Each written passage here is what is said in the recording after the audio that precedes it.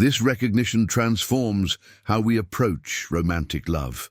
We can enter relationships with both passion and wisdom, allowing ourselves to be moved by archetypal energies while maintaining the conscious awareness necessary for sustainable intimacy. We can honor the eternal feminine and masculine principles that operate through us, while taking responsibility for the very human work of communication, compromise, and mutual growth. When we love in this way, archetypal, yet individual, eternal, yet temporal, mythic, yet grounded, we participate in love's full mystery. We become both the lovers in the story and the storytellers who give that love conscious form and meaning. In this conscious participation, we discover that romantic love is not merely a personal experience, but a sacred act, a way of participating in the ongoing creation of meaning and beauty in a world that desperately needs both. In the hidden laboratory of the heart, where souls meet in the darkness of vulnerability, the most sacred of all transformations begins. Here, in the crucible of intimate relationship, we enter the alchemical marriage, not merely the union of two separate beings, but the profound wedding of opposites that lives within the depths of our own psyche. The beloved standing before us becomes both the catalyst for our inner transformation and the witness to our slow metamorphosis from the base metal of our unconscious patterns into the gold of integrated consciousness. The ancient alchemists understood what we are only now beginning to remember, that the work of transformation requires the marriage of opposites, the sacred conjunction of elements that have been split apart by the harsh divisions of ordinary consciousness. Sol and Luna, king and queen, masculine and feminine, conscious and unconscious, these are not merely abstract principles, but living energies that seek their eternal dance within the vessel of human intimacy. When we enter into deep relationship, we invite these archetypal forces to use our love as the athanor, the furnace in which the great work of individuation unfolds. But this is no gentle process. True intimacy demands what the alchemists called solve et coagula, dissolve and coagulate, break down and rebuild, die and be reborn. In the presence of authentic love, all the carefully constructed walls of the persona begin to crumble. The masks we wear to navigate the world, the protective strategies we have developed to hide our wounds, the false selves we have cultivated to earn approval, all of these must dissolve in the acid of genuine vulnerability. This dissolution is terrifying, because it feels like death, and in many ways it is. The person we thought we were must die for the person we truly are to be born. The beloved becomes the mercurial agent of this transformation, the quicksilver that penetrates our defenses and reveals what lies hidden beneath. In their eyes, we see reflected not only our beauty but our shadow, not only our strength but our need, not only our light but the darkness we have spent a lifetime trying to avoid. This is why intimate relationships are so challenging. They force us to confront aspects of ourselves that we would prefer to keep buried in the unconscious depths. Yet this confrontation is precisely what makes the alchemical marriage possible. When we dare to show ourselves fully to another, our rage and our tenderness, our wisdom and our foolishness, our capacity for both creation and destruction, we create the conditions necessary for the union of opposites within our own psyche. The masculine and feminine principles that Jung recognized as fundamental to wholeness can only marry when we stop rejecting the aspects of ourselves that don't fit our preferred self-image. The man who has spent his life identifying with strength and rationality must learn to embrace the vulnerable, intuitive, receptive qualities that his conditioning taught him to despise. The woman who has been rewarded for being nurturing and accommodating must reclaim her fierce independence, her wild creativity, her capacity to say no without apology. In the crucible of intimate relationship, these rejected aspects of the self cannot remain hidden. The beloved's very presence calls forth what we have suppressed, demanding integration rather than continued exile. This is why we are so often attracted to people who embody the qualities we have disowned in ourselves. The quiet, thoughtful person finds themselves drawn to someone vivacious and expressive. The controlled, disciplined individual feels inexplicably pulled towards someone spontaneous and unpredictable. These attractions are not accidents, but expressions of the psyche's wisdom, its recognition that wholeness requires the marriage of all aspects of our being. But the alchemical marriage cannot happen through projection alone. If we simply fall in love with someone because they carry the qualities we lack, we remain split, dependent on the other to provide what we refuse to develop within ourselves. True transformation requires that we begin to embody the very qualities that initially drew us to our beloved. The introverted partner must learn to access their own extroverted energy. The feeling-oriented person must develop their capacity for clear thinking. The practical, earth-bound individual must cultivate their connection to imagination and spirit. This process unfolds slowly, often painfully, through the countless small deaths and rebirths that characterize deep relationship. Each argument becomes an opportunity to die to old patterns of defensiveness and be reborn into greater honesty.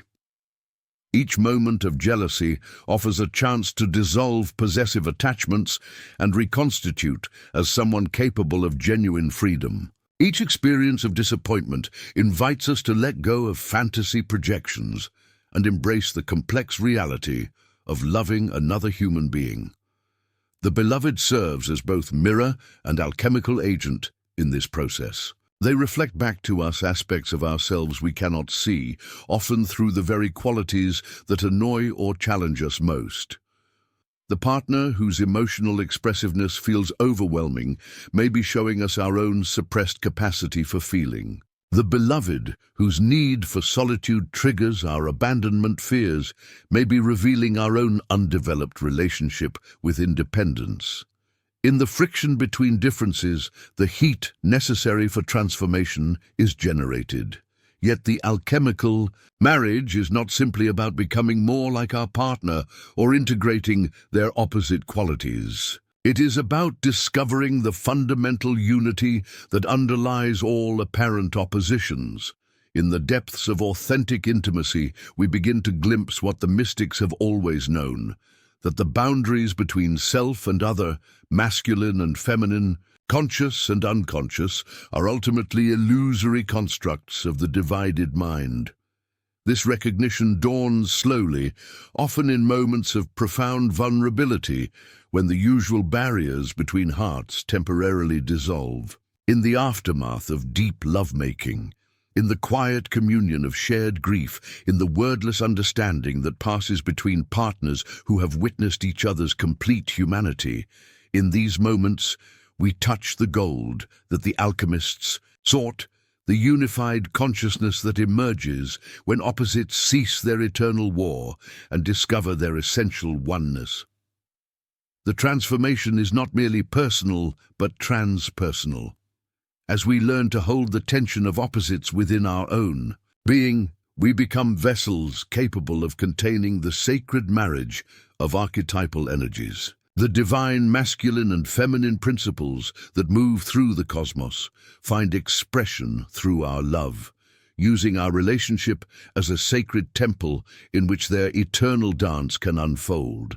We become both the lovers and the love itself, both the container and the contained, both the observers and the observed. This is why the alchemical marriage cannot be forced or rushed. Like all genuine transformation, it unfolds according to its own mysterious timeline, often taking years or even decades to complete. The lead of our unconscious patterns must be slowly heated, dissolved, purified, and reconstituted countless times before it reveals its hidden gold. Each cycle of dissolution and coagulation brings us closer to the treasure we seek, not perfect love or the ideal relationship, but the integrated consciousness that is our birthright as human beings. The process is made more complex by the fact that both partners are undergoing their own alchemical transformation simultaneously. We are not simply working on ourselves in isolation, but engaging in a dynamic dance of mutual transformation, each partner serving as both agent and subject of the great work. This requires enormous patience, compassion, and faith. Faith that the difficulties we encounter are not signs of failure, but necessary stages in the opus contra naturam, the work against nature that transforms base consciousness into enlightened awareness. In the later stages of the alchemical marriage, something remarkable begins to emerge. The couple discovers that their love has become a generative force, capable of creating not only deeper intimacy between them, but new possibilities for beauty, healing, and creativity in the world. The gold that has been refined through their mutual transformation begins to radiate outward, touching others with its healing presence, inspiring friends and family with its authentic power, contributing to the collective evolution of consciousness. This is the ultimate fruit of the alchemical marriage, not the creation of perfect individuals or ideal relationships, but the birth of love as a conscious, creative force in the world. The couple who has learned to hold the tension of opposites within their union becomes a living symbol of integration, a demonstration that wholeness is possible even in a world that seems forever divided against itself.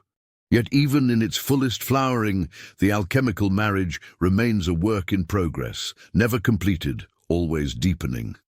Each day brings new opportunities for dissolution and reconstitution, new invitations to die to old patterns and be reborn into greater love. The beloved continues to serve as both mirror and catalyst, reflecting back our evolving consciousness while challenging us to reach ever deeper levels of authenticity and integration. In the end, we discover that the alchemical marriage was never really about finding the perfect partner or creating the ideal relationship. It was about using the crucible of intimacy to discover the wholeness that was always already present within us, waiting to be uncovered beneath the layers of conditioning and unconscious identification. The beloved becomes the catalyst for this remembering, the one whose very presence calls us home to ourselves. And in this homecoming, we realize that love itself is the philosopher's stone we have been seeking, not romantic love alone, but the love that emerges when all opposites are wed within the unified heart, when consciousness and unconsciousness dance together in perfect harmony, when the human and divine aspects of our being are married in the sacred chamber of an awakened soul. There is a secret inscribed in the very heart of attraction, a law as ancient as consciousness itself that governs the mysterious dance between souls. Jung called it enantiodromia, the tendency of all things to transform into their opposite when they reach their extreme. In the realm of romantic love, this principle reveals itself with both terrible beauty and redemptive power, showing us that what we most cherish in our beloved will inevitably become what challenges us most deeply. The very qualities that ignite our passion carry within them the seeds of our greatest conflicts, not as a cruel joke played by fate, but as the natural unfolding of psychological dynamics that seek to deepen authentic relationship through the crucible of opposition. Consider the woman who falls deeply in love with a man's fierce independence, his refusal to be tamed by conventional expectations, his wild spirit that seems to dance just beyond the reach of ordinary attachment. In the beginning, this quality fills her with excitement and wonder. She feels herself awakening to possibilities. She had never imagined her own suppressed wildness stirring in response to his untamed nature. His independence becomes the very air she breathes, the quality that makes her feel most alive, most herself. Yet as time passes and the initial intoxication of new love settles into the rhythms of shared life, this same independence begins to reveal its shadow side. The wild spirit that once thrilled her now leaves her feeling abandoned when he disappears into his solitary pursuits. The refusal to be tamed that seemed so romantically attractive now manifests as an inability to commit deeply to their shared journey. The very quality that drew her to him becomes the source of her deepest pain, not because he has changed, but because the extreme of any quality must eventually turn toward its opposite. This is the law of enantiodromia in action, not a betrayal of the original attraction, but its natural evolution. The independence that felt so liberating in the beginning must eventually encounter the human need for connection, for reliable presence, for the security that comes from knowing another person will be there when life grows difficult. The tension between these opposing needs creates the friction necessary for growth, forcing both partners to discover new ways of being that honor both freedom and commitment, both independence and interdependence. The same principle operates in reverse when we find ourselves attracted to someone's stability, their groundedness, their capacity to create order from chaos. How comforting it feels to rest in the presence of someone so solid, so reliable, so capable of holding steady in the storms of life. Their stability becomes a sanctuary, a place where we can finally exhale and let down our guard. We fall in love with their ability to contain what feels uncontainable within ourselves. But stability, when it reaches its extreme, must eventually turn toward its opposite. The groundedness that once felt so nurturing begins to feel like stagnation. The reliability that offered such comfort starts to seem like rigidity. The order that once calmed our chaos now feels like a prison that constrains our natural spontaneity. The very quality that made us feel safe becomes the thing we must resist to maintain our sense of vitality and growth. This transformation is not a sign that we have chosen wrongly or that our initial attraction was based on illusion. It is the natural movement of psychological energy seeking balance, the unconscious wisdom that knows we need to encounter both sides of every archetypal pattern to become whole. The person who is initially attracted to stability needs to learn something about flexibility and spontaneity. The one drawn to wildness must discover the power of commitment and reliable presence. Enantiodromia in love serves as a kind of psychological alchemy, forcing us to confront the aspects of ourselves that we have denied or underdeveloped. If we are drawn to our partner's emotional expressiveness, it is often because we have suppressed our own capacity for feeling. But once we have learned to access our emotions through the mirror of their expression, we may find their emotional intensity overwhelming, even suffocating. The very quality that helped us discover our own feeling nature must eventually be balanced by the development of emotional boundaries and discernment.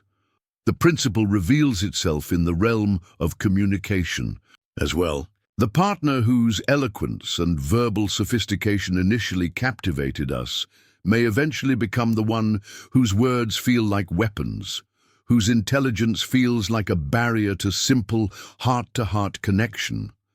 The one whose quiet presence, once felt so peaceful, may eventually frustrate us with their inability to express what lives within their depths. What attracted us becomes what challenges us, not through any failure of character, but through the natural tendency of psychological extremes to call forth their opposites.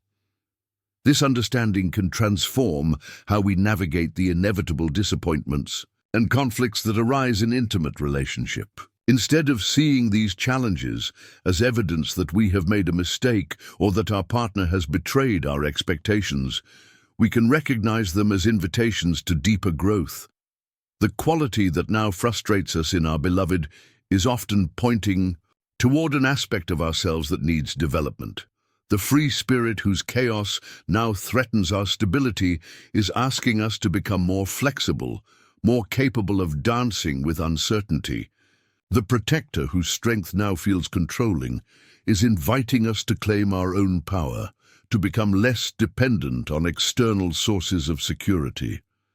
Yet enantiodromia is not simply about learning to tolerate what once attracted us. It is about discovering the deeper truth that lies beneath the surface of apparent opposites. The truly independent person must learn interdependence. The genuinely stable person must embrace change. The authentically powerful person must discover vulnerability. The turning toward the opposite is not an abandonment of the original quality, but its deepening and maturation. This process requires enormous patience and wisdom from both partners. When the beloved's most cherished quality begins to reveal its shadow side, it is tempting to withdraw in disappointment or to demand that they return to being who they were in the beginning. But this would be to resist the natural evolution of consciousness that seeks to move beyond the limitations of any single archetypal pattern. The partner who was initially the embodiment of freedom must eventually learn responsibility. The one who represented security must discover adventure. The caretaker must learn to receive care. The rebel must find their own form of commitment. The deeper we venture into the mystery of enantiodromia in love, the more we begin to understand that our attractions are not random, but deeply meaningful. We are drawn to partners who carry the qualities we most need to develop within ourselves, but we can only integrate these qualities by eventually moving beyond our initial projections and dependencies. The beloved who once seemed to complete us must eventually become the one who challenges us to become complete within ourselves. This is why the most profound relationships are those that survive the inevitable turning of enantiodromia and discover love on the other side of initial attraction. When we can love our partner not only for the qualities that initially drew us to them, but also for the seemingly opposite qualities that have emerged over time, we begin to experience unconditional love, not the sentimental notion of accepting everything without discrimination, but the mature recognition that wholeness includes all polarities. The couple who learns to navigate enantiodromia consciously discovers that their relationship becomes a living mandala, a sacred circle in which all aspects of human experience can be honored and integrated. The independence and interdependence, the stability and change, the strength and vulnerability, the expressiveness and silence, all find their place in the larger pattern of conscious relationship. In the later stages of this process, something beautiful begins to emerge. The partners begin to embody both poles of the qualities that initially attracted them to each other. The one who was drawn to their partner's strength learns to be strong. The one attracted to gentleness develops their own capacity for tenderness. They become more complete within themselves, while simultaneously becoming more capable of genuine intimacy with each other. This is the ultimate gift of enantiodromia in love. It forces us to become whole. We can no longer depend on our partner to carry the qualities we refuse to develop within ourselves. We must learn to embody both our preferred qualities and their opposites, discovering that true maturity lies not in the extreme of any single archetypal pattern, but in the conscious integration of polarities. The principle of enantiodromia also reveals why so many relationships falter at predictable points in their development. When the initial attraction begins to turn toward its opposite, many couples interpret this as the death of love rather than its transformation. They mourn the loss of the qualities that initially drew them together, instead of celebrating the opportunity to love each other more completely. They resist the natural evolution of consciousness that seeks to move beyond the limitations of projection and fantasy toward the reality of loving another human being in all their complexity. But for those who have the courage to embrace this, who can see the shadow side of attraction not as betrayal but as invitation, the transformation becomes a doorway to love that is deeper, more sustainable, and more real than anything they imagined possible. They discover that the qualities they initially loved in their partner were just the beginning, glimpses of the wholeness that was always there, waiting to be revealed through the patient work of conscious relationship. In the end, enantiodromia teaches us that love itself is not a feeling to be captured or a quality to be possessed, but a dynamic force that seeks to awaken us to our own completeness. The beloved becomes the catalyst for this awakening, not by remaining frozen in the qualities that initially attracted us, but by having the courage to transform, to grow, to reveal new depths of their being. And in witnessing this transformation, in learning to love not only who they were, but who they are becoming, we discover the true meaning of devotion, the willingness to journey into the unknown territories of another soul, trusting that whatever we discover there will serve the deepest purposes of love. In the deepest chambers of the psyche, where the self orchestrates the grand symphony of our becoming, a profound strategy unfolds, one so subtle and masterful that we rarely recognize its workings until we are well within its transformative embrace. The magnetic pull we feel toward another human being, the inexplicable attraction that seems to arise from nowhere and everywhere at once, serves a purpose far greater than personal satisfaction or even romantic fulfillment. It is the self's ingenious mechanism for integration, drawing us toward those who carry the very qualities, functions, and potentials that we have forgotten, rejected, or never dared to explore within ourselves. The beloved becomes more than a partner. They become a living mirror reflecting back to us the unlived aspects of our own soul. In their presence, we encounter not just another person, but our own undeveloped possibilities, our disowned powers, our unexplored territories of being. This is why certain people can disturb us so profoundly with their mere existence, why their way of moving through the world can fascinate and irritate us simultaneously. They are walking invitations to wholeness, embodying the very qualities that our psyche knows it needs to integrate for us to become who we truly are. Consider the man who has built his identity around rational thought, logical analysis, and emotional control. His persona has been carefully crafted to project competence, reliability, and intellectual mastery. Yet deep within his unconscious lies a realm of feeling, intuition, and spontaneous expression that his conditioning has taught him to fear and suppress. When he encounters a woman who moves through life guided by her emotional wisdom, who trusts her intuitive knowing more than rational argument, who expresses herself with unguarded authenticity, he experiences an attraction so powerful it seems to bypass all his usual criteria for compatibility.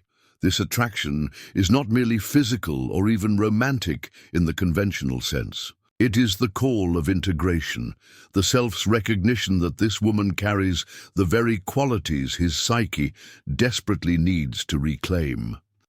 Through relationship with her, he will be challenged to develop his inferior feeling function, to trust the wisdom of emotions he has long dismissed as irrational, to discover the creative power that emerges when spontaneity is allowed to dance with structure. But this process of integration through the other is rarely smooth or comfortable. To embrace the qualities our partner embodies, we must often die to aspects of our identity that we have cherished and defended for decades. The rational man must allow his carefully constructed intellectual fortress to develop cracks through which feeling can enter. This feels like death because, in a very real sense, it is. the death of a limited self-concept that has outlived its usefulness, making way for a more complete expression of who we can become.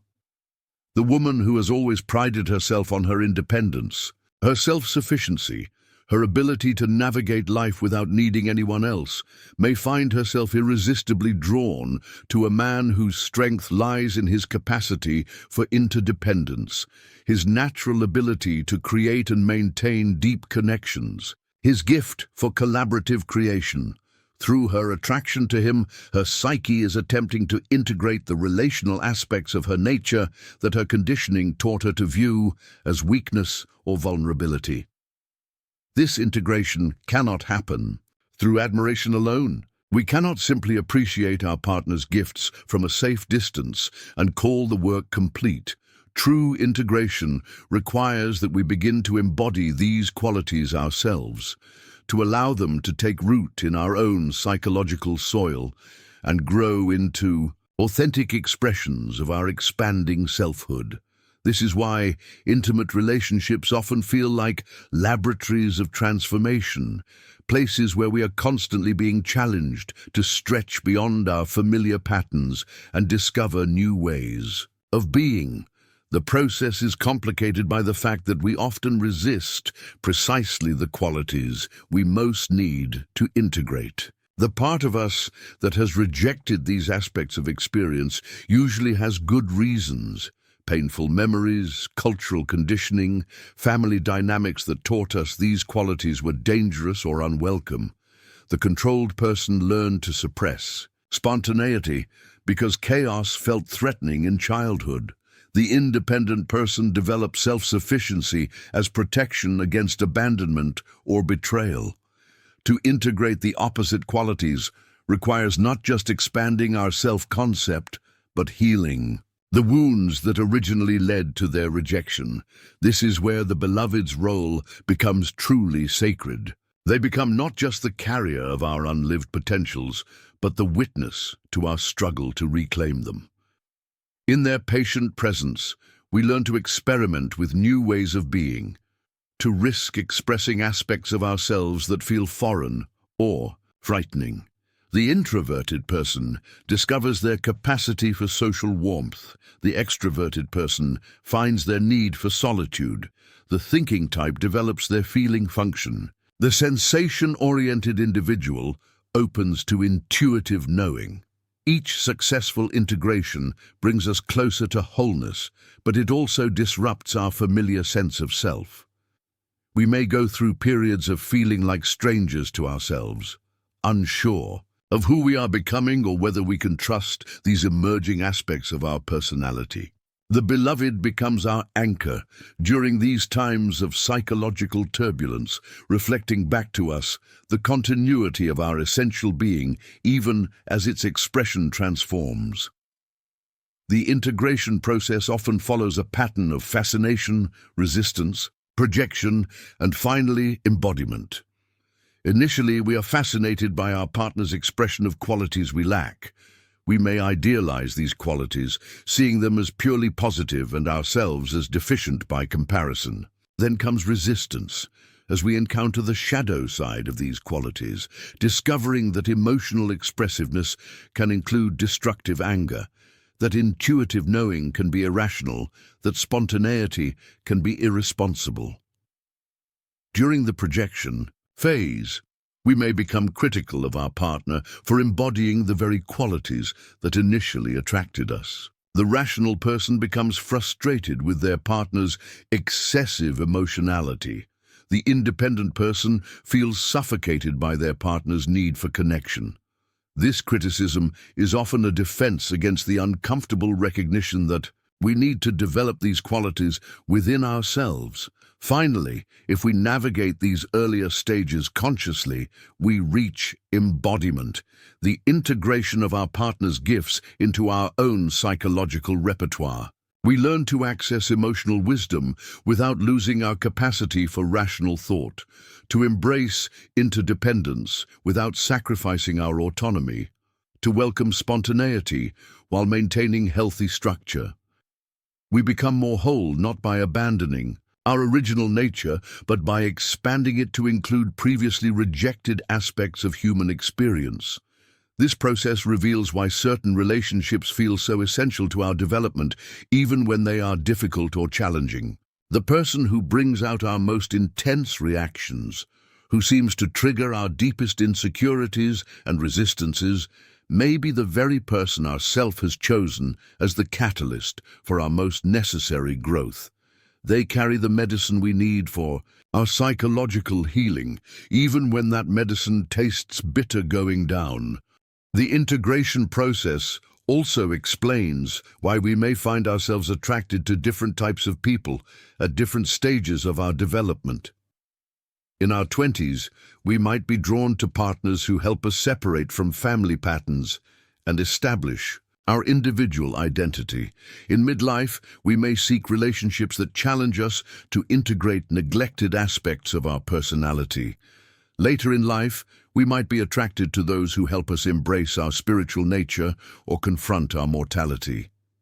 Each attraction serves the larger purpose of individuation, the self's drive toward wholeness and authentic self-expression. The beloved becomes both the destination and the vehicle of our journey, embodying the qualities we need to develop while providing the relational context in which that development can occur.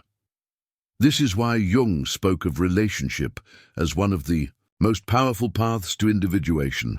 It forces us to confront our incompleteness and provides the opportunity to transcend it.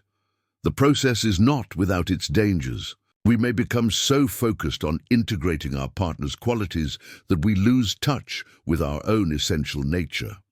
Or we may resist integration so strongly that we remain trapped in limited self-concepts, unable to access our full potential.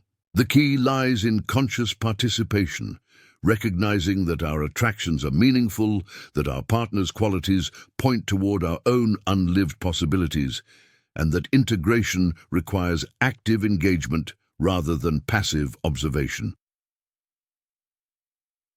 As we mature in this understanding, we begin to approach our attractions with curiosity rather than unconscious compulsion. We ask ourselves what qualities our partner embodies that we might need to develop, what aspects of their way of being call to something undeveloped within us. We recognize that our most intense reactions to our partner's behavior often indicate areas where we need to grow, places where our psyche is asking us to expand beyond our current limitations. The ultimate fruit of integration through the other is a profound expansion of our capacity for authentic relationship, when we are no longer dependent on our partner to carry the qualities we refuse to develop within ourselves. We can love them more freely and completely. We appreciate their gifts without needing to possess them, admire their strengths without feeling diminished by comparison, accept their limitations without feeling compelled to fix or change them. This mature love recognizes that each person is both complete in themselves and part of a larger wholeness that emerges through conscious relationship. We no longer seek our missing half, but celebrate the dance between two whole beings who choose to share their journey toward greater integration and authenticity. The beloved remains a catalyst for growth, but we no longer burden them with the responsibility for our completeness. In this state of integrated love, the relationship itself becomes a vehicle for collective healing and transformation. The couple who has learned to use their attraction as a pathway to wholeness becomes a living example of human potential, demonstrating that it is possible to grow beyond our conditioning, to heal our psychological wounds, to embody the full spectrum of our innate capacities. They show us that magnetic attraction, rather than being a force that binds us to dependency and projection, can become the very mechanism through which we discover our freedom.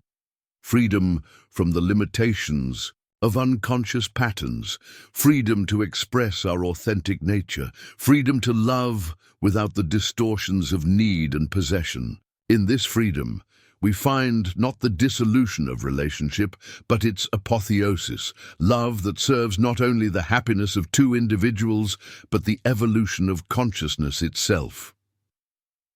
In the final movement of love's great symphony, when the last notes of possession and projection have faded into silence, we arrive at the most profound recognition of all, that the journey toward the beloved was always, ultimately, a journey toward ourselves. Not the narrow, defended ego self that first set out on this path of magnetic attraction, but the expanded, integrated self that emerges when we have dared to use relationship as the crucible for our own psychological completion. This is the return to self, the homecoming that transforms both love and lover, revealing that what we sought in another was always the recognition of our own wholeness. The path to this recognition is neither straight nor simple. It winds through territories of projection and possession, through the valleys of disappointment and the peaks of transcendent union, through the dark nights of the soul, when we wonder if love is real at all, and the luminous dawns when it seems to be the only reality that matters. Each step of this journey has been necessary, each stage of relationship an essential part of the alchemical process that transforms the base metal of unconscious attraction into the gold of conscious love. In the beginning, we were driven by incompleteness, by the hunger of a psyche that sensed its own fragmentation and reached toward another in hope of finding the missing pieces of itself.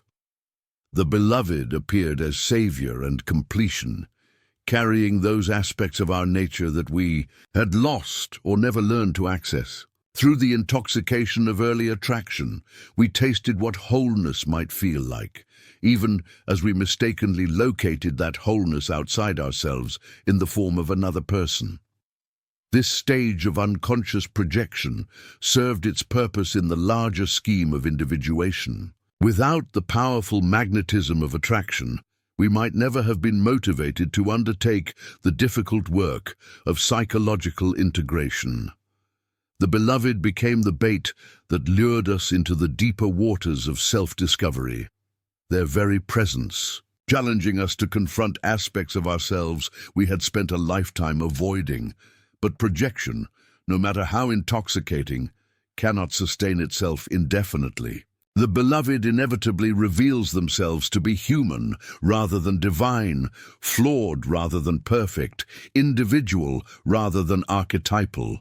These revelations, painful as they may be, mark the beginning of true relationship, not the fantasy union of unconscious projections, but the conscious encounter between two complete human beings who choose to walk together while maintaining their individual wholeness. The journey from projection to authentic relationship requires a fundamental shift in how we understand love itself. We must release the notion that love is something we get from another person and recognize it as something we are, something that flows through us rather than toward us. This recognition dawns slowly, often through the accumulated disappointments of seeking completion outside ourselves, through the gradual realization that no other person can fill the spaces within us that only we can fill. As we begin to reclaim the qualities we once projected onto our beloved, something extraordinary happens. We discover that the magnetic attraction we felt was not really toward another person, but toward aspects of our own self that we had forgotten or denied. The beloved's capacity for joy reflected our own suppressed vitality. Their emotional depth mirrored our own unfelt feelings. Their creativity echoed our own unlived artistic impulses. Their spiritual awareness resonated with our own hunger for transcendence. This recognition can be initially disorienting, even frightening. If what we loved in another was really aspects of ourselves, what does this mean for the relationship? Does love become less real when we understand its psychological dynamics? Does intimacy lose its magic when we recognize the projections that initially created it?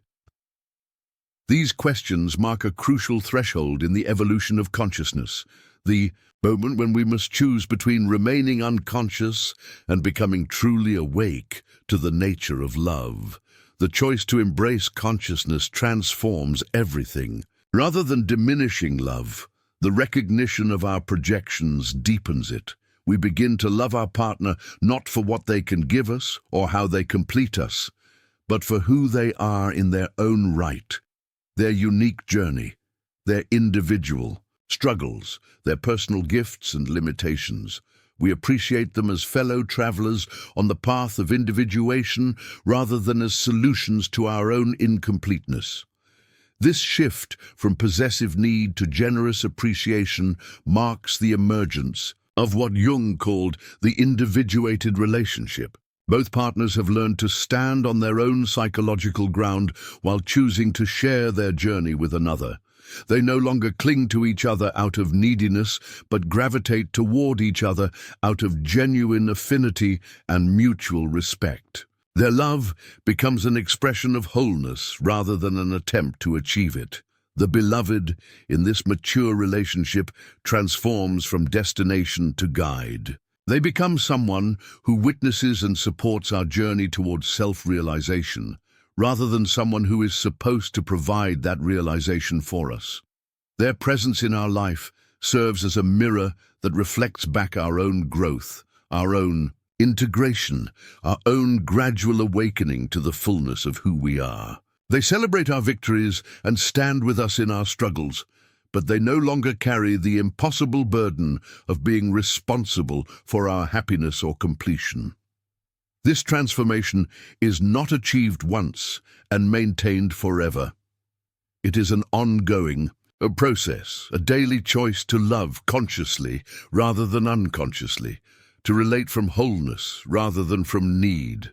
There are moments when old patterns of projection and possession reassert themselves, when we temporarily forget our own completeness and reach toward our partner as if they could fill the emptiness we feel. But having tasted the freedom of conscious love, we find it increasingly difficult to remain unconscious for long. The return to self also reveals the deeper purpose that magnetic attraction has served in our psychological development. Each person we have been drawn to has carried medicine for our soul's healing, has embodied qualities that our individuation process required us to integrate. The shy person who attracted us taught us about the beauty of quiet depth. The bold one showed us our own courage. The wounded healer reflected our capacity for both vulnerability and strength. The free spirit awakened our own suppressed wildness. Looking back on our history of attractions, we begin to see the wisdom that has been operating through what seemed like random desire. The self has been orchestrating our romantic encounters, using the power of magnetic attraction to guide us toward the experiences and relationships that would serve our psychological growth. This recognition fills us with awe at the intelligence that operates through the unconscious, the way our deepest needs and developmental imperatives express themselves through the seemingly simple act of falling in love. The mature lover learns to trust this intelligence while taking conscious responsibility for their own growth. They recognize that their attractions are meaningful, that the people who stir their hearts are carrying messages from their own unconscious about what they need to develop or heal or integrate. But they no longer burden their partners with the responsibility for their psychological well-being. They use the information that attraction provides while maintaining their commitment to their own individuation process. This understanding transforms how we approach new relationships and deepen existing ones. We can appreciate the gifts that others bring into our lives without needing to possess or control them. We can be moved by their beauty, inspired by their wisdom, challenged by their differences, without losing ourselves in unconscious merger or projection. We love them for who they are, while recognizing that our attraction to them reveals something important about who we are becoming. The return to self also brings a profound sense of gratitude for all the relationships that have served our journey toward wholeness. Even the painful ones, The ones that ended in disappointment or betrayal are revealed to have been necessary parts of our psychological education. They taught us about our shadow, our unconscious patterns, our capacity for both love and destruction. They showed us where we needed to grow, what we needed to heal, how we needed to change. In this mature perspective, there are no failed relationships, only relationships that served their purpose and came to their natural completion. Some relationships are meant to last a lifetime, providing the stable container within which two people can support each other's individuation over many years. Others are meant to be brief but intense encounters that catalyze important psychological shifts. Still others serve as mirrors that reflect back our own patterns and projections with such clarity that we can no longer remain unconscious of them. The beloved who has guided us to this recognition deserves special reverence, for they have served as midwife to our psychological rebirth. Through their willingness to be in relationship with us, through their patience with our projections, and their courage in revealing their own humanity, they have helped us discover our own wholeness.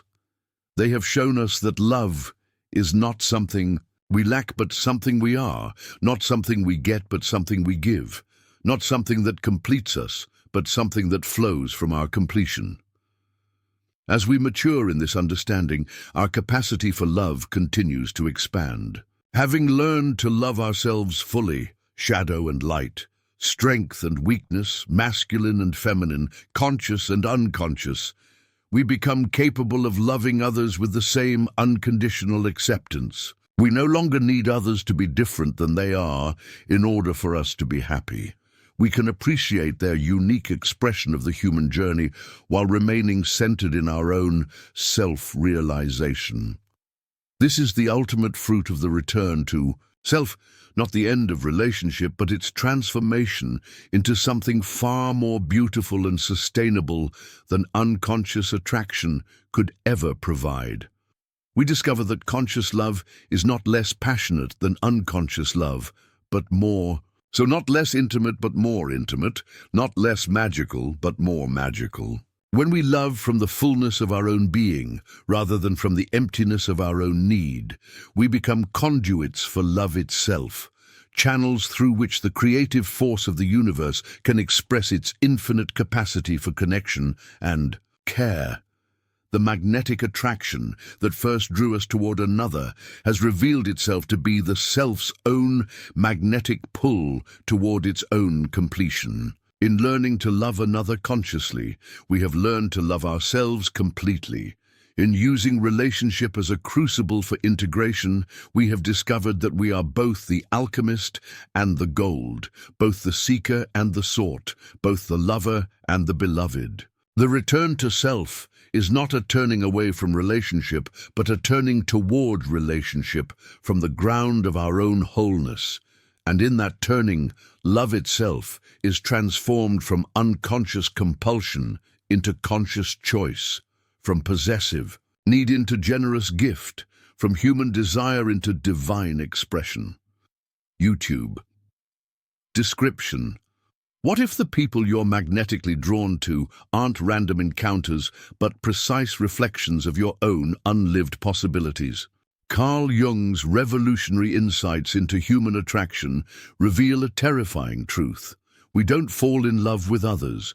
We fall in love with the hidden aspects of ourselves that we've cast into shadow.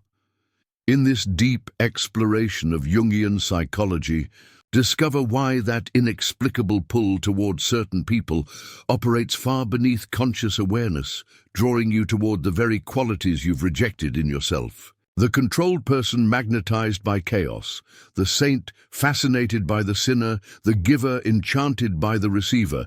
These aren't coincidences but psychological imperatives orchestrated by the self's drive toward wholeness.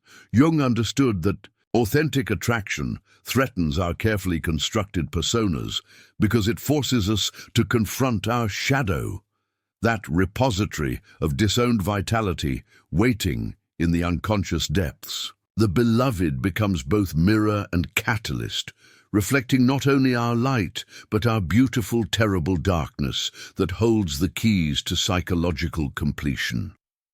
This isn't about compatibility or chemistry.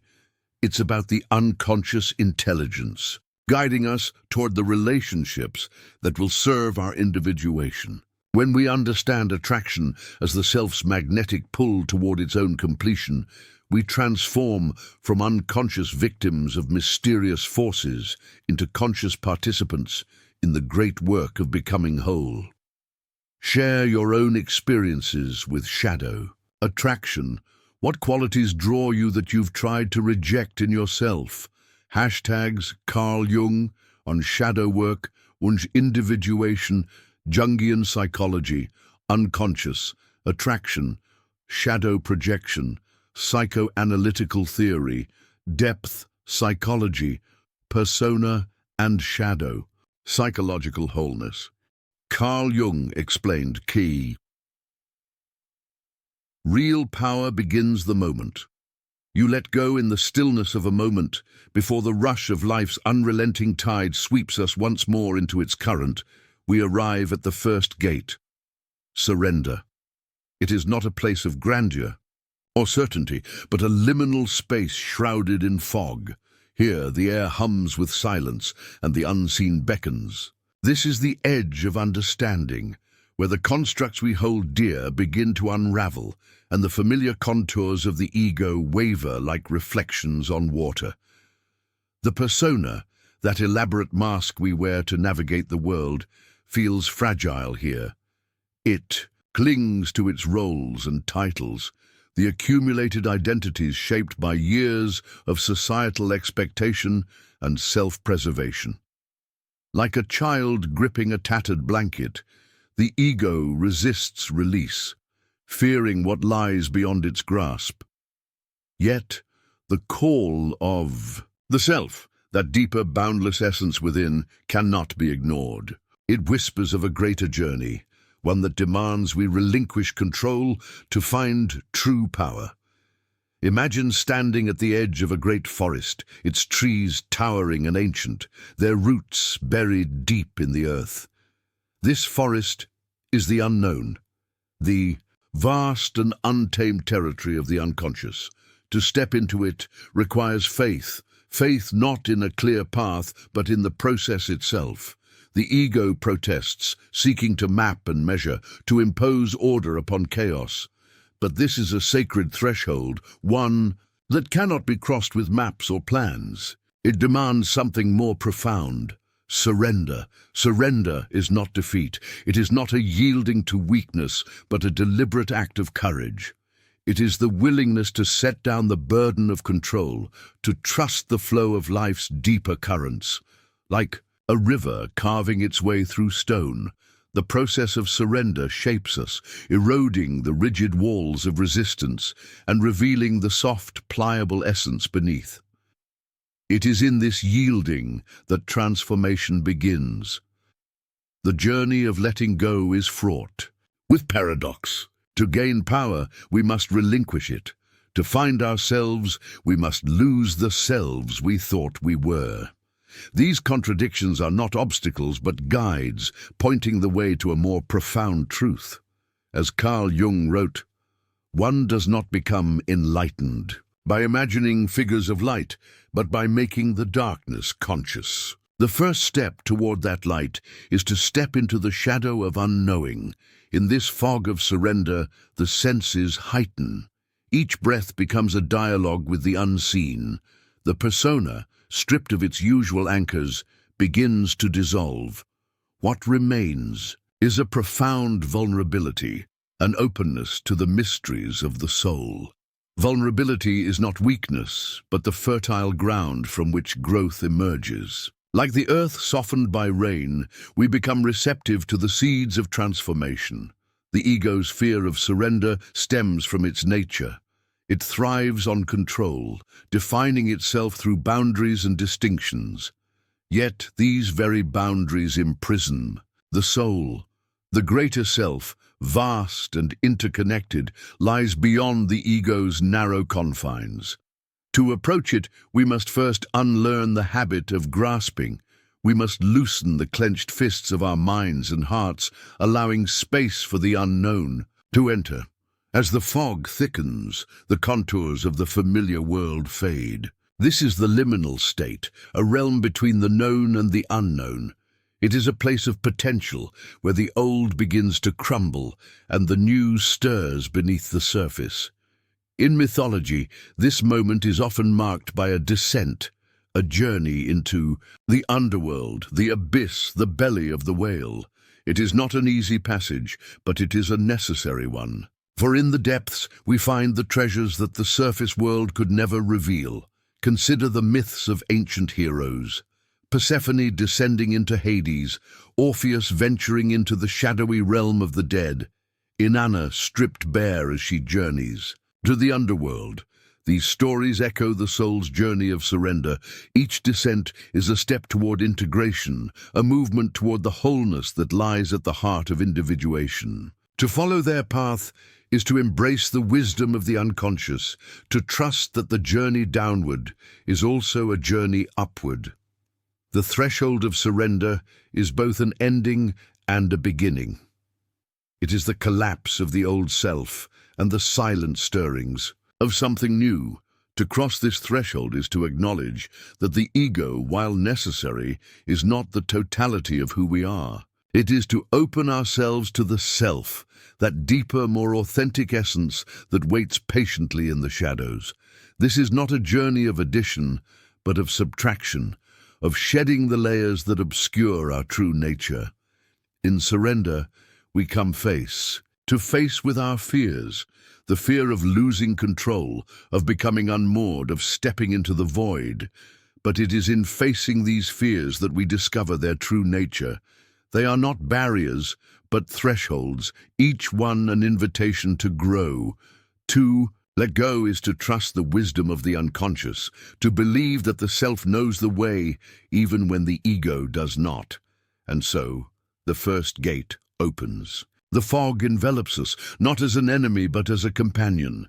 It shields us from the blinding clarity of the known, allowing the unknown to take root. The journey has begun, and with it, the slow, deliberate process of transformation.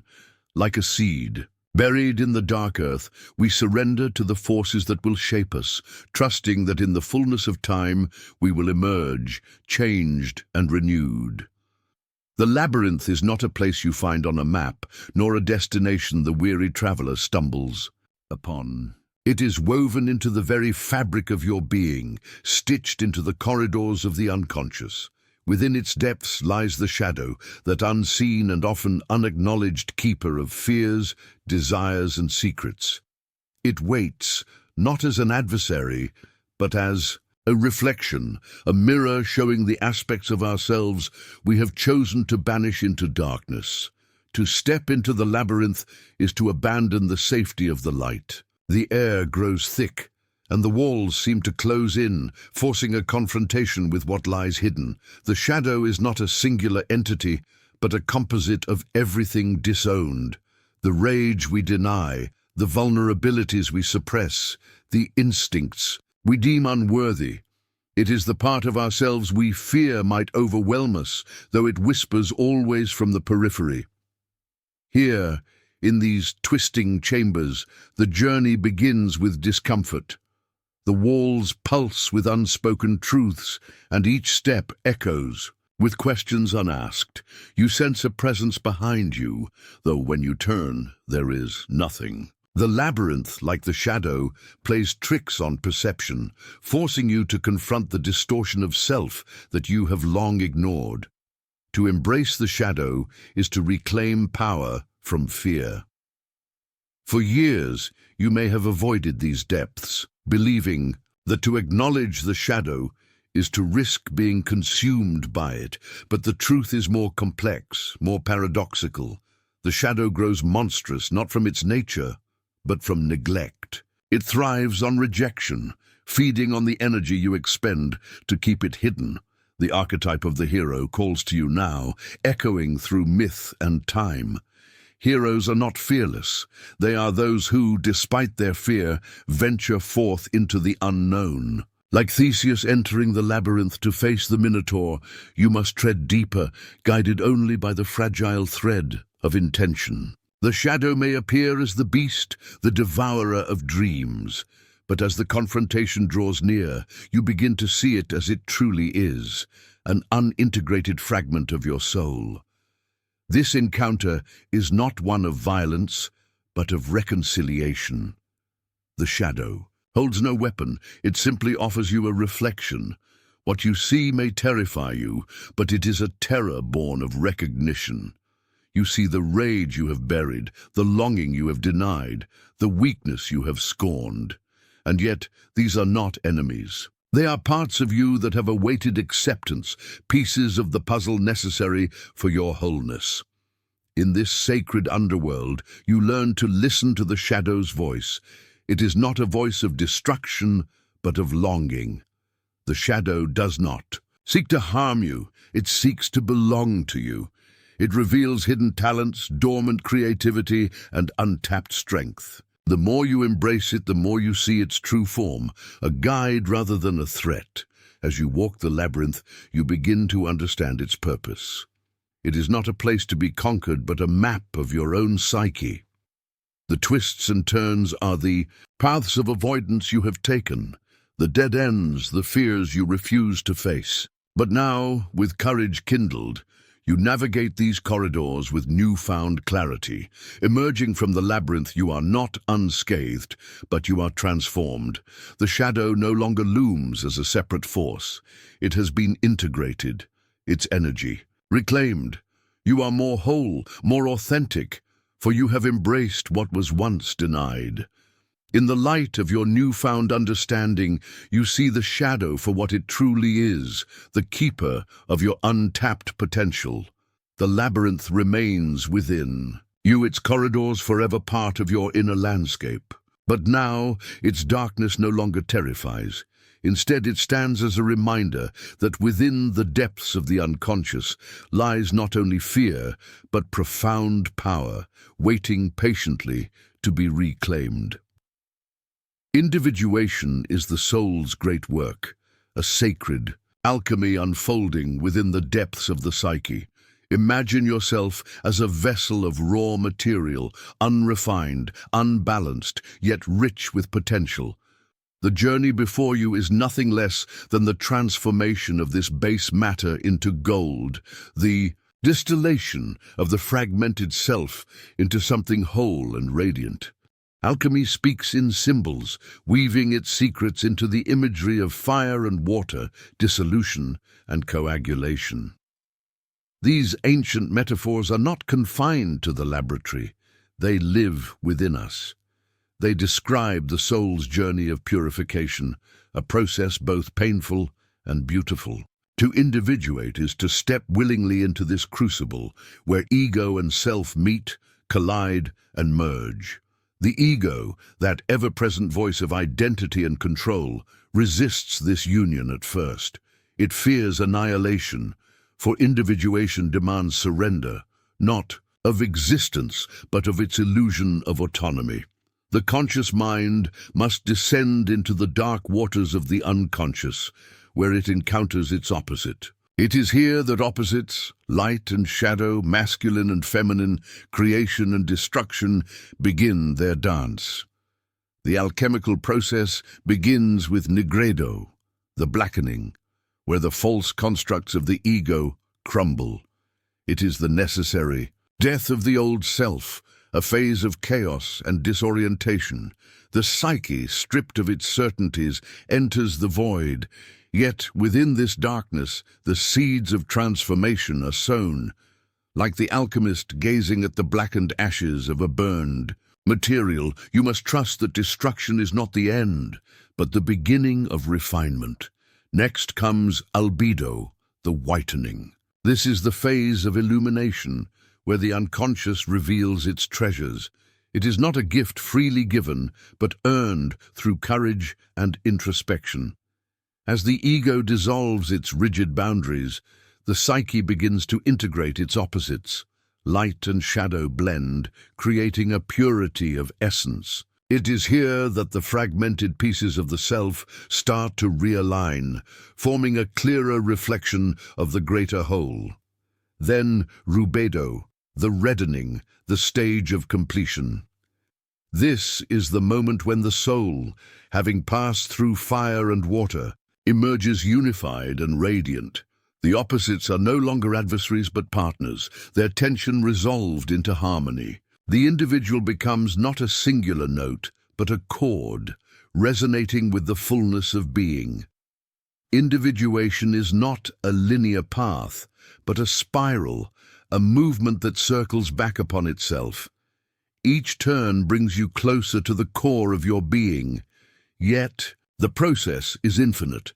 The marriage of opposites, the sacred conjunction, is both an arrival and a departure. It is a union that births the philosopher's stone within you, the alchemical gold of authenticity, creativity, and meaning. This journey is not for the faint of heart, for it demands the courage to face both destruction and creation. The alchemical fire burns away illusion, and the waters of the unconscious cleanse the soul. What remains is something truer, more profound, a self that shines with the light of its own essence.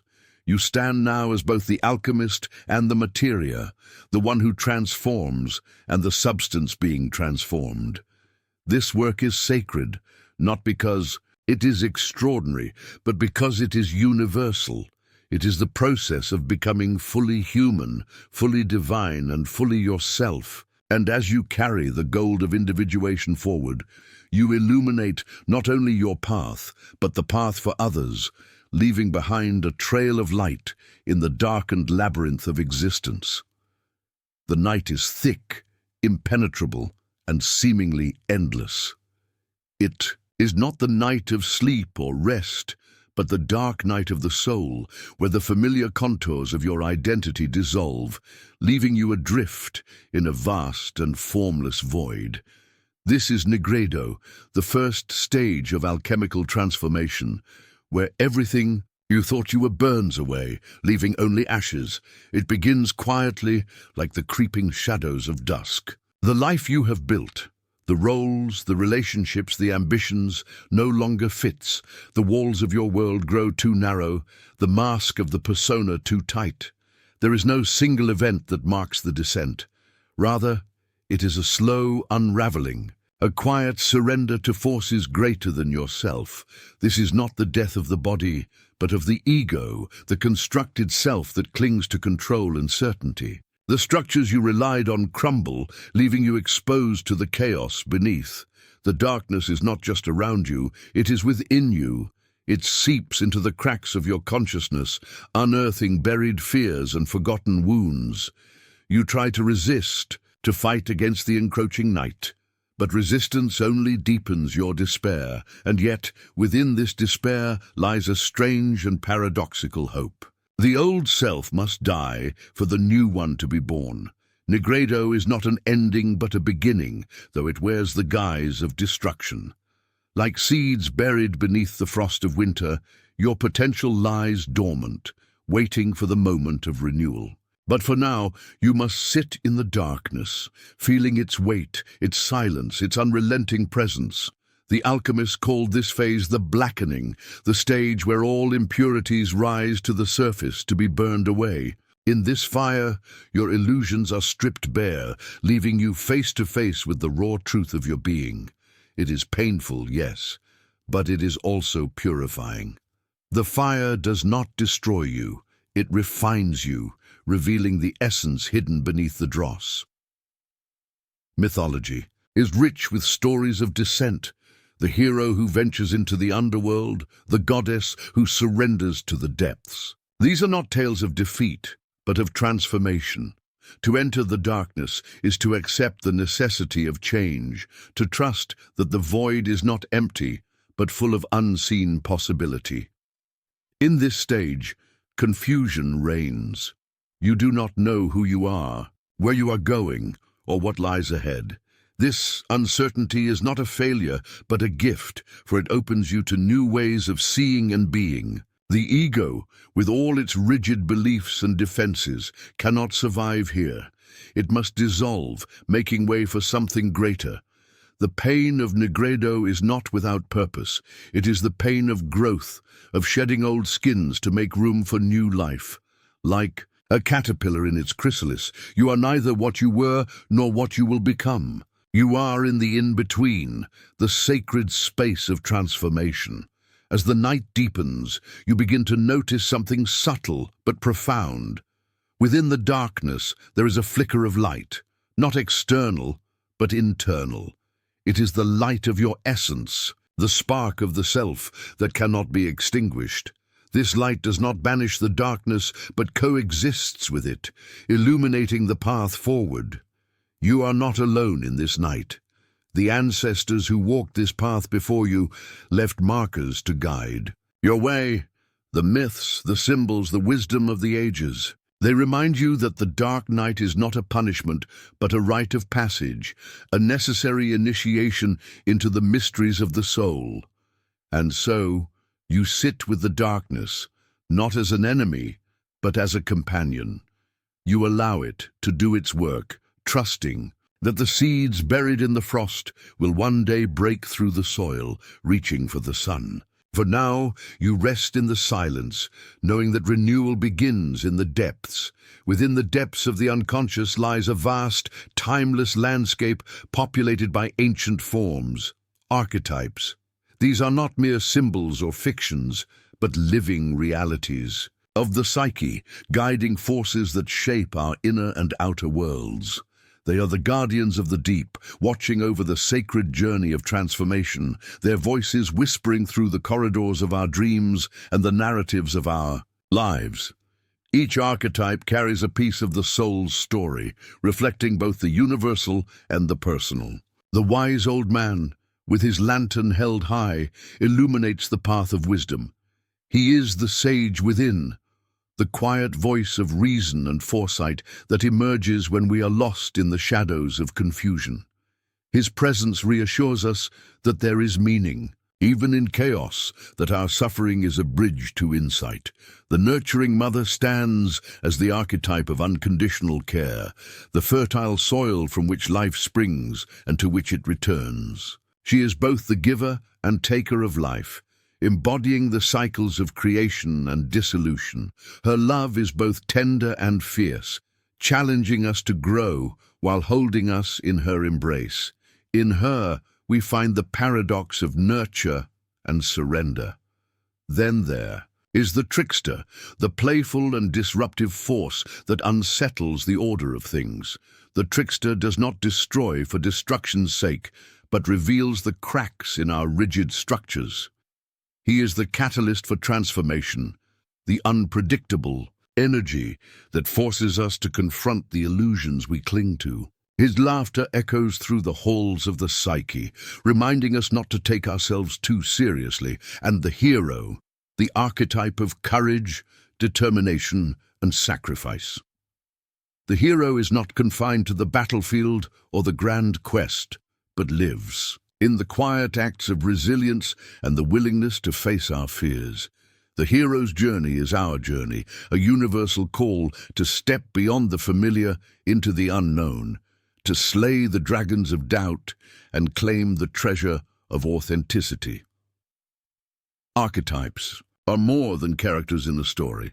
They are forces within us, shaping how we perceive and engage with the world.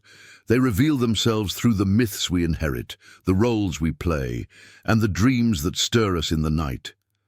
To encounter an archetype is to confront an aspect of ourselves, a piece of the greater whole that we are called to integrate. Yet these guardians are not without shadow. The wise old man may become a tyrant, wielding his knowledge as power. The mother's embrace can smother, the trickster's laughter can mock, and the hero's courage can veer into hubris.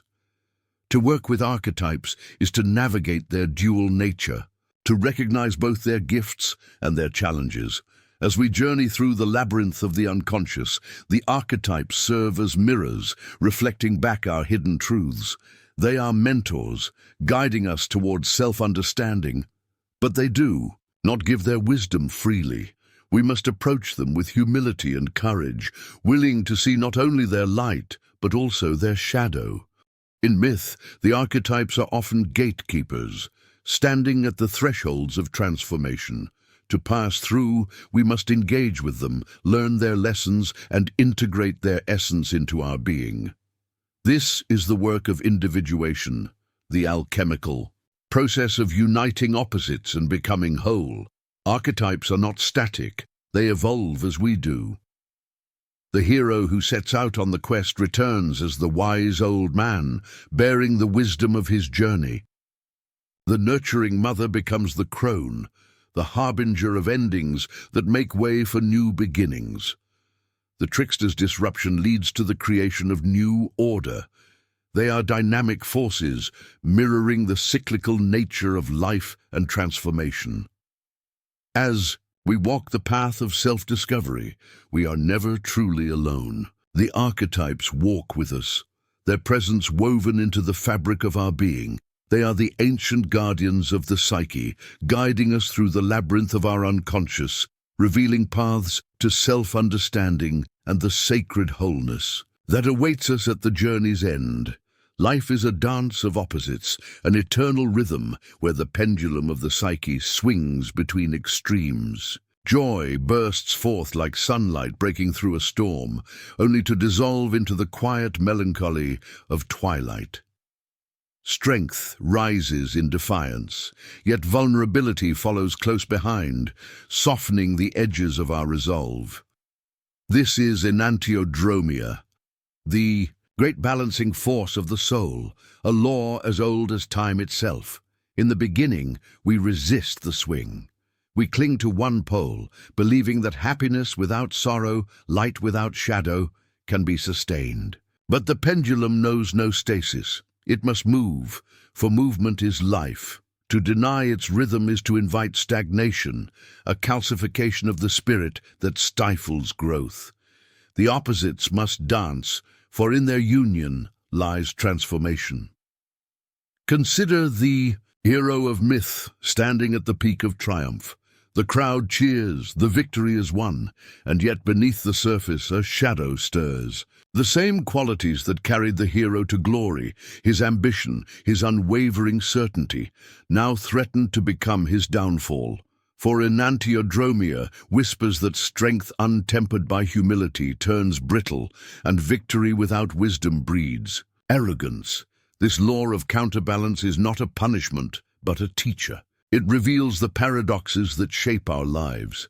That joy is more vivid for having known sorrow, that courage is born of fear, that the light is defined by the shadow.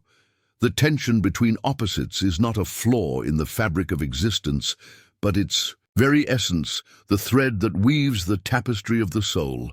In the depths of the psyche, these opposites are not enemies but partners in a sacred dance. The ego clings to control, to the illusion of separation, but the self whispers a deeper truth. That division is an illusion, and wholeness arises when the opposites are embraced. The alchemists called this the sacred marriage, the union of sun and moon, fire and water, masculine and feminine. It is the merging of dualities that births the philosopher's stone, the symbol of perfected being. To embrace enantiodromia is to surrender to the flow of life's paradoxes. It is to stand in the center of the pendulum's swing, neither grasping for one pole nor fleeing the other. This requires courage, for the tension between opposites can feel like a tearing apart. But it is in this tension that we are stretched, expanded, made capable of holding more. Imagine the bowstring pulled taut, the arrow poised to fly. The tension is not an obstacle, but the source of its power. So too is the tension within us, the pull between love and fear, hope and despair. It is this tension that propels us forward, urging us to grow, to evolve, to reach for the wholeness that lies just beyond the horizon. Enantiodromia teaches us to see the beauty in the interplay of opposites. It invites us to dance with our contradictions, to find harmony in the discordant notes of our being. For within every sorrow is a seed of joy, and within every loss a hidden gain. The psyche is a mandala, a circle of infinite possibilities where opposites converge to form a greater whole. As we move through the cycles of life, we come to recognize the wisdom of this law. The moments of despair are not failures but initiations, preparing us for the heights of joy that follow. The times of doubt are not betrayals, but invitations to deeper understanding. The pendulum swings, and with each swing, we are carried closer to the center, the still point where opposites dissolve into unity. The dance of enantiodromia is not linear but spiral, a journey that circles back on itself even as it ascends. We revisit old patterns, old struggles, but each time with a deeper awareness, a greater capacity to hold the tension of opposites. This is the work of individuation, the alchemical process of becoming whole. To live in harmony with enantiodromia is to live with an open heart, one that can hold both the joy and the sorrow of existence. It is to see the divine in the paradoxes of life, to recognize that true power arises not from domination, but from integration. The opposites are not to be conquered but embraced, for they are the wings that carry us toward the self. And so the pendulum swings, and we dance. Not in opposition, but in partnership, not in struggle, but in surrender. For it is in the dance of enantiodromia that we discover the truth of our being, that we are not fragments, but a whole, not divided, but unified, not separate, but one. The persona is a veil, a mask woven from the threads of expectation and belonging. It is the face we show to the world, a reflection carefully crafted to gain acceptance and to shield the tender, unformed parts of ourselves from rejection. But this mask, though necessary, is not who we truly are. It is a mirror that reflects others' desires, but its surface is too polished, too artificial, to reveal the depths of the soul.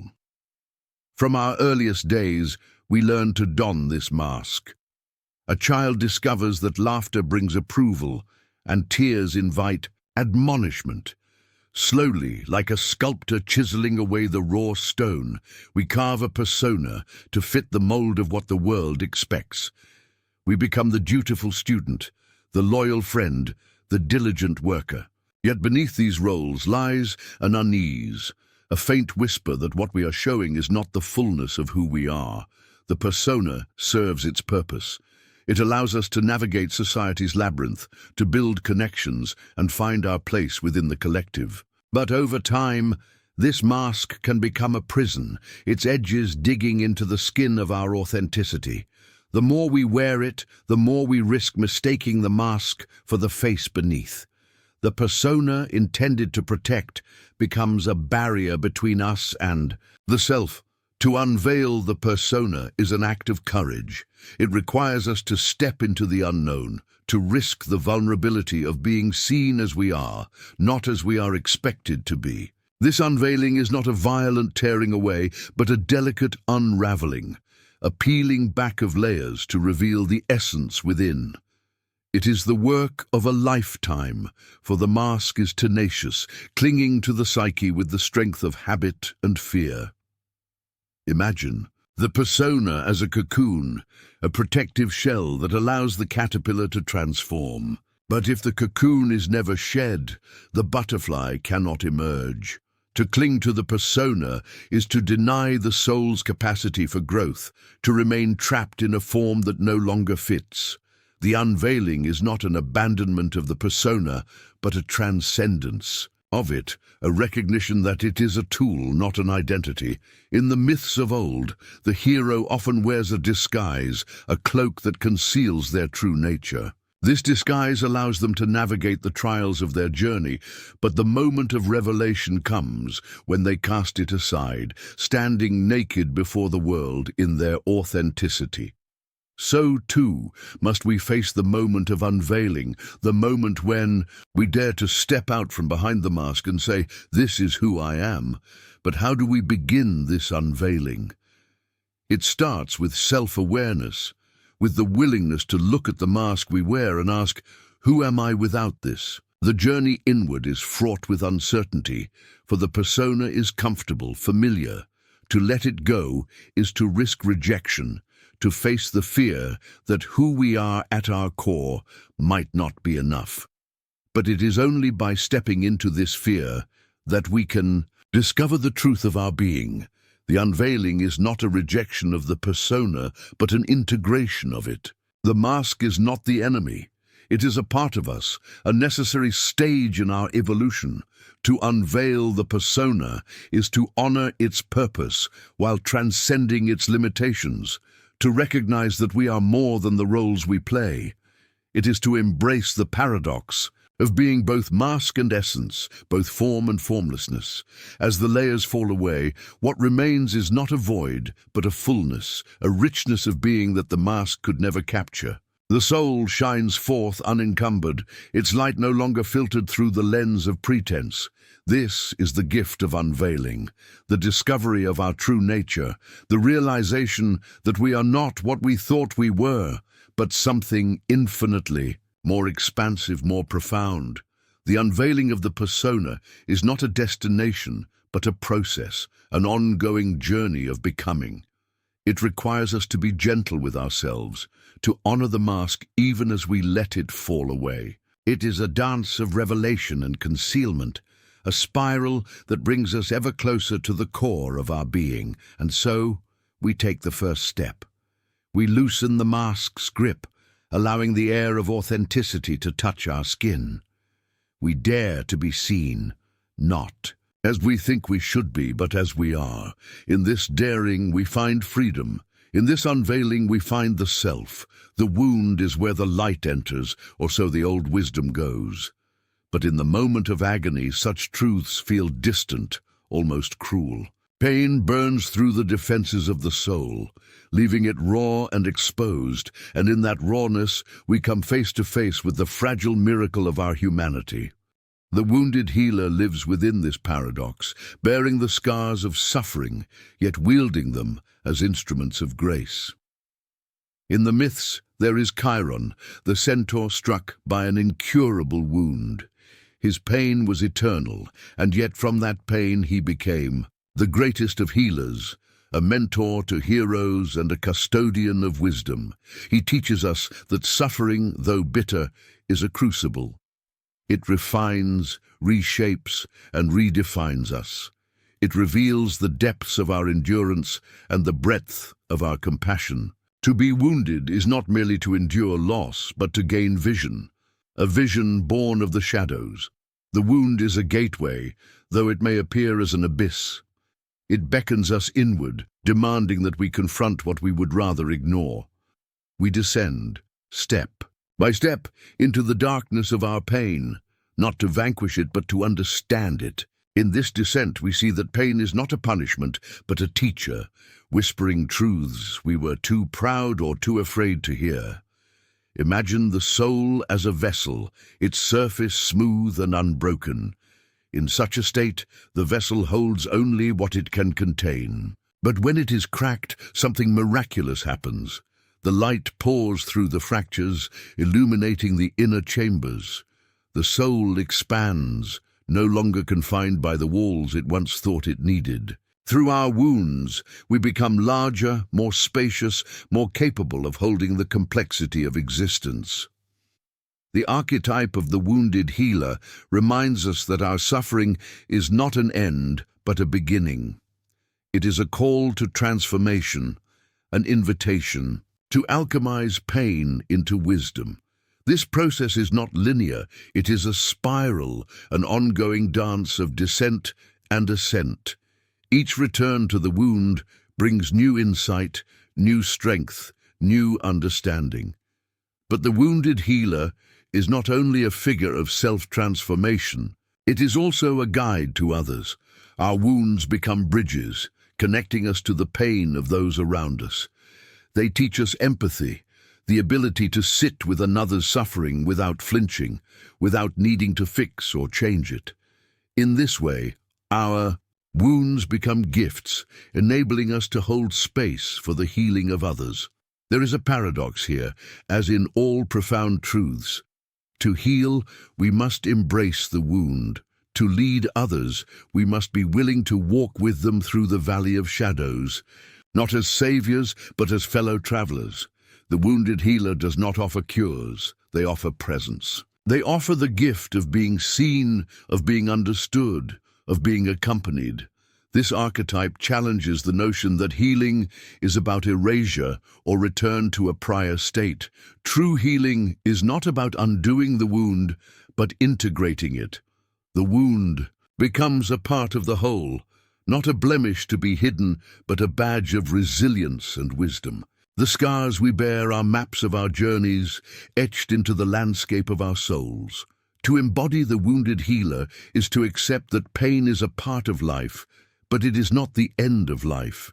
It is a reminder of our vulnerability, yes, but also of our strength. It is the fire that forges us, the storm that clears away the dead wood. It is through our wounds that we grow, through our struggles that we transform, and so we honor the wound. We listen to it, learn from it, allow it to guide us. We do not rush to cover it or hide it. We let it breathe, let it speak.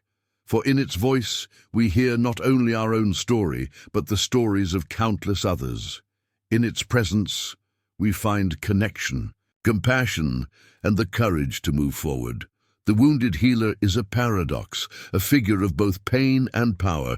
It reminds us that our brokenness is not a flaw, but a feature of our humanity. It shows us that in embracing our wounds, we discover our wholeness. And it teaches us that healing is not a destination but a journey that transforms not only ourselves, but the world around us. Let us walk this path with courage and grace, bearing our wounds as emblems of our humanity, as reminders of our strength, and as beacons of hope for those who journey beside us. In the embrace of our wounds, we find the wisdom to heal, the power to transform, and the love to guide others toward their own light. In the deep stillness of the chrysalis, a transformation unfolds, a silent, invisible revolution. What once crawled upon the earth, tethered to its weight, has entered a sacred enclosure, a sanctuary where the old must dissolve to make way for the new. The chrysalis holds a paradox. It is both tomb and womb, a place where death and birth intertwine. Imagine the caterpillar carrying within it the blueprint of a butterfly. It does not know what it will become, only that it must surrender to the process. In its final act as a caterpillar, it spins a cocoon, encasing itself in a shroud of stillness. Here, in this quiet crucible, the alchemy begins. The body softens, liquefying into an unrecognizable state. What was solid becomes fluid. What was known dissolves into mystery. This is the journey of the soul in the chrysalis stage of transformation. It is the liminal space, the in-between, where the old self is no more and the new self has not yet emerged. It is a place of profound vulnerability, where the familiar falls away, leaving us suspended in uncertainty. The chrysalis teaches us the art of patience, of waiting without knowing, of trusting the unseen forces at work within us. To enter the chrysalis is to surrender control, to release the ego's need for certainty and embrace the mystery of becoming. It is not a comfortable process. The ego resists dissolution, clinging to the remnants of identity, fearing annihilation. But the chrysalis does not destroy, it transforms. What is essential is preserved, while what is no longer needed is released. The chrysalis is a place of solitude. It is a retreat from the world, a turning inward to face the depths of the soul. In this stillness, we confront the shadows, the fears, and the wounds that we have carried. These are not obstacles, but allies, guiding us toward wholeness.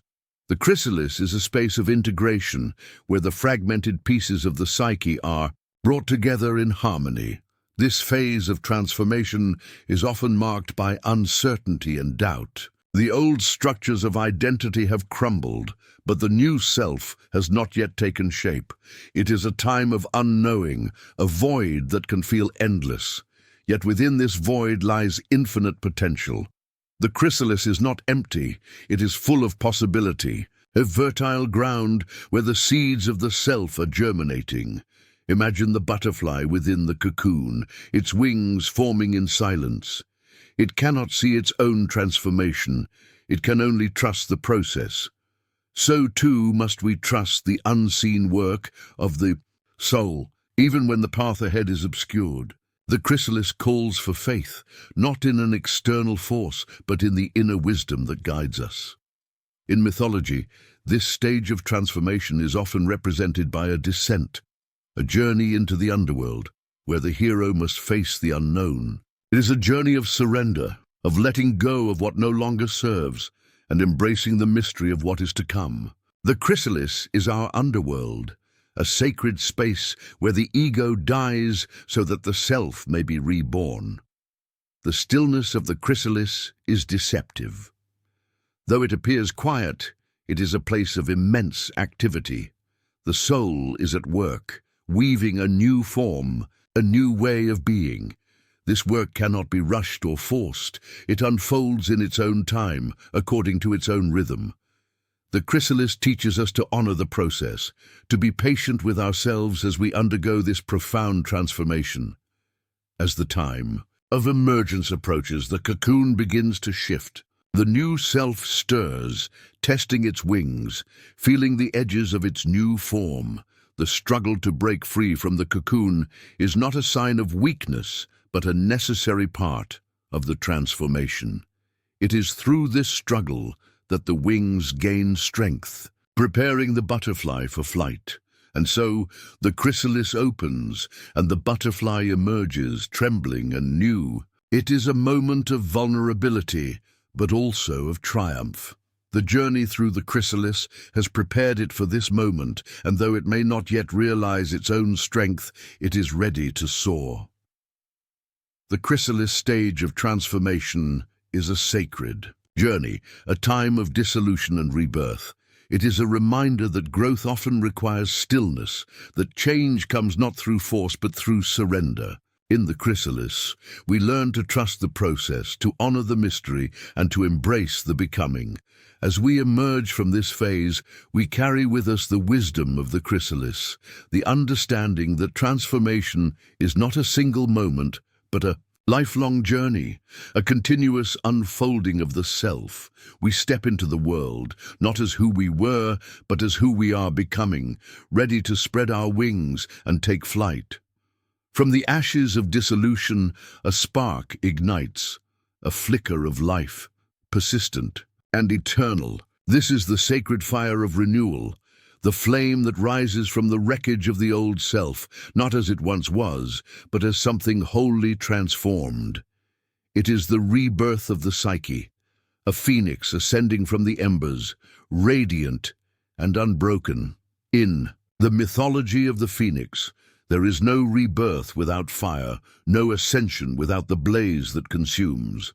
This fire is not destruction for its own sake. It is a refining force, purging the soul of what is false, what is no longer necessary. The flames burn away the masks, the defenses, the illusions we have clung to, and in their place they leave only what is essential, what is true.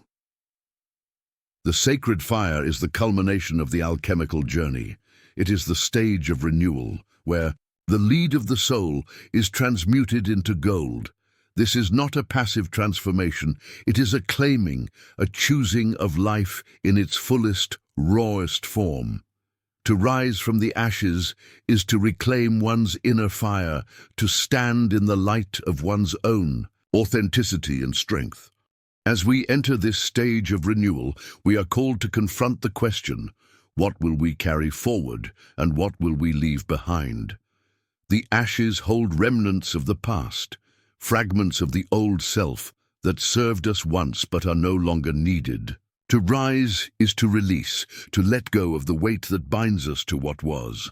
Imagine the phoenix, wings unfurling, vibrant with the colors of fire and dawn. It does not mourn the ashes, it rises because of them. Its strength is born from the transformation it has undergone, its flight powered by the lessons of the flames. So too do we emerge from the fire, not despite our trials, but because of them. The sacred fire is not only a force of destruction, it is also a source of illumination. It casts light on the path ahead, revealing the way forward with clarity and purpose.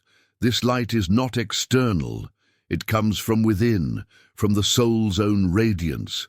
To claim the sacred fire is to become one's own guide, to trust in the wisdom that burns at the core of one's being.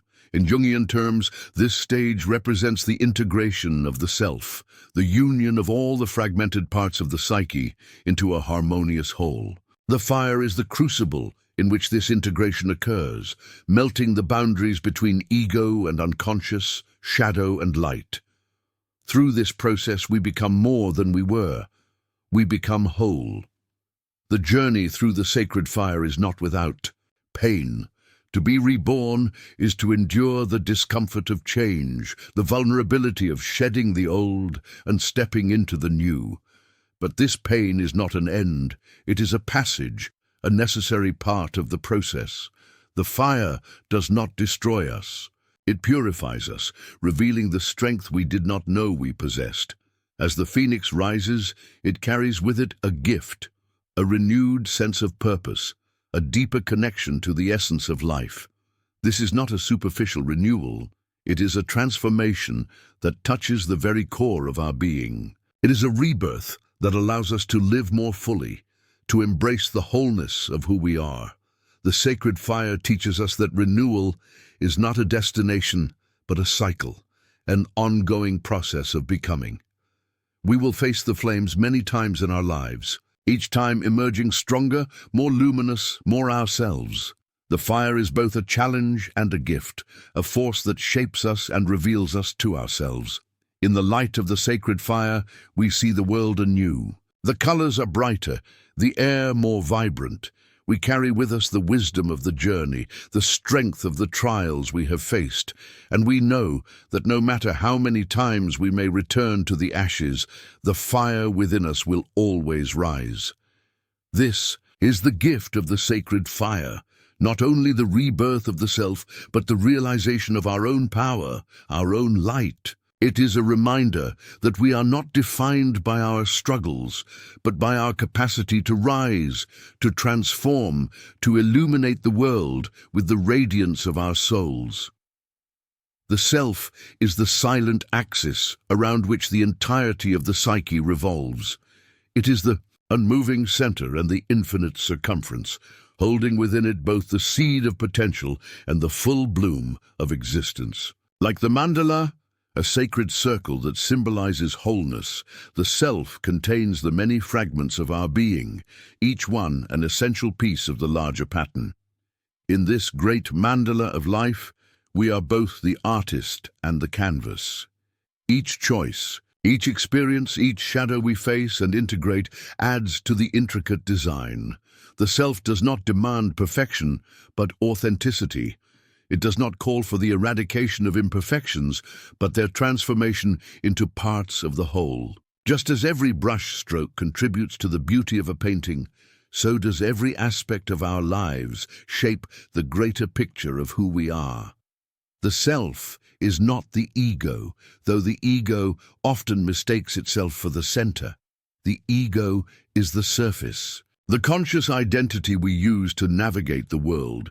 The self, by contrast, is the depths and the heights, the totality of our being that includes both the conscious and the unconscious. It is the still point where opposites converge, where light and shadow, joy and sorrow meet and reconcile.